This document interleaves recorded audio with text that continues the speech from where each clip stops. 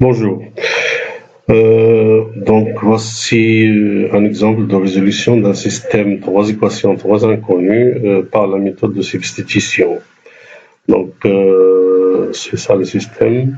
Et donc puisque j'opte pour la méthode de substitution, donc je vais choisir une de mes trois équations et exprimer une variable en fonction des deux autres.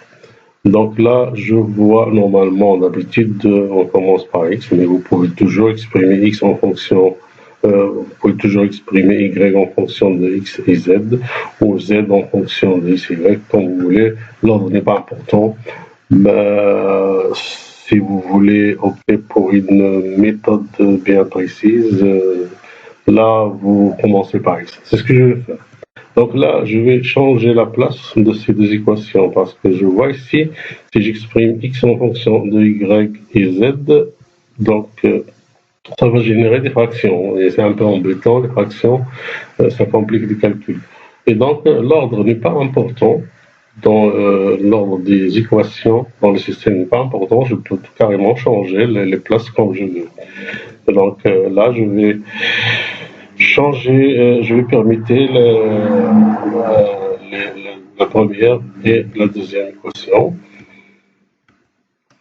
Voilà, et maintenant la deuxième occupe la place de la première.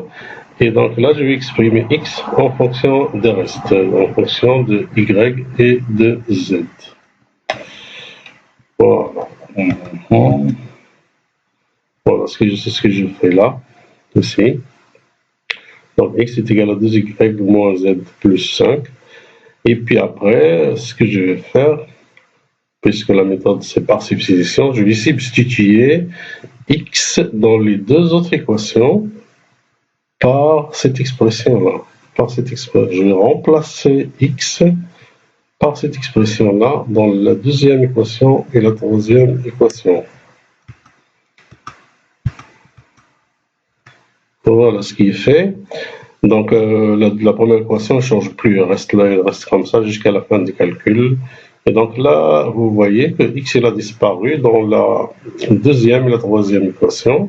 Et donc je n'ai plus que, si je prends en compte la deuxième et la troisième équation, ça me construit un système, un sous-système de deux équations, deux inconnues qu'on sait résoudre. Donc là, je vais calculer tout ça, on va développer tout ça, et puis ça vous savez faire, je ne vais pas le faire en détail ici, et donc je vous donne directement le résultat, ça donne ça.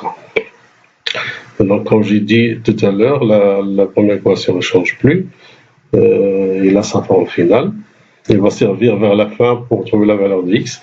Et donc là, je vais prendre, donc jusque-là, ce que vous apprenez jusque-là, c'est juste ce que je viens de vous exposer. Le reste, ça revient à résoudre le sous-système-là de deux équations, deux inconnues que vous êtes censé savoir faire. Et donc, du moment que vous trouvez la valeur de y et de z, vous allez reprendre l'équation 1 et remplacer x, et remplacer y et z par leur valeur pour trouver x. Voilà, donc c'est ça la procédure. Donc je continue. Et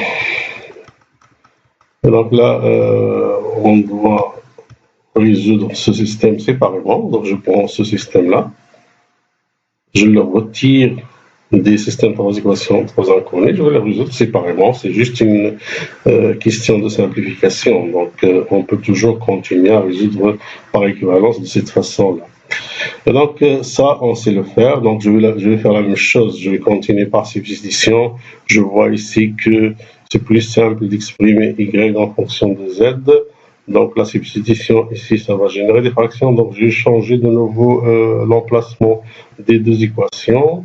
C'est comme je l'ai fait tout à l'heure. Et donc là, je vais exprimer y en fonction de z dans la première équation, qui était la deuxième avant. Voilà, donc y est égal à z moins 3. Z moins 3. Et je remplace y dans Deuxième équation, par cette expression-là, z moins 3, et je calcule, ça va donner ceci. Donc ici, une fois que je remplace y par cette expression, je n'ai plus ici qu'une équation à une seule inconnue. La seule inconnue ici, c'est z. Bah, on développe et on résout, et puis on trouve ceci, on trouve z est égal à 2, ça vous savez faire, je ne vais pas le faire en détail non plus. Et donc là, je remplace z par 2 et j'obtiens la valeur de y. Voilà, maintenant j'ai résolu tout simplement le sous-système de deux équations des inconnues. Donc maintenant, je vais revenir à mon équation, la première, qui va me servir maintenant. Donc, puisque j'ai trouvé la valeur de z et la valeur de y, je vais la reprendre et remplacer y par sa valeur qui est moins 1, remplacer z par sa valeur qui est 2 et je trouve la valeur de x. C'est ce que je vais faire. Voilà, je reprends cette équation-là, je remplace et je trouve la valeur de x qui est égale à 1. Et finalement, j'ai toutes les valeurs. Je vois que ce système, il a une seule solution que je vais interpréter tout de suite.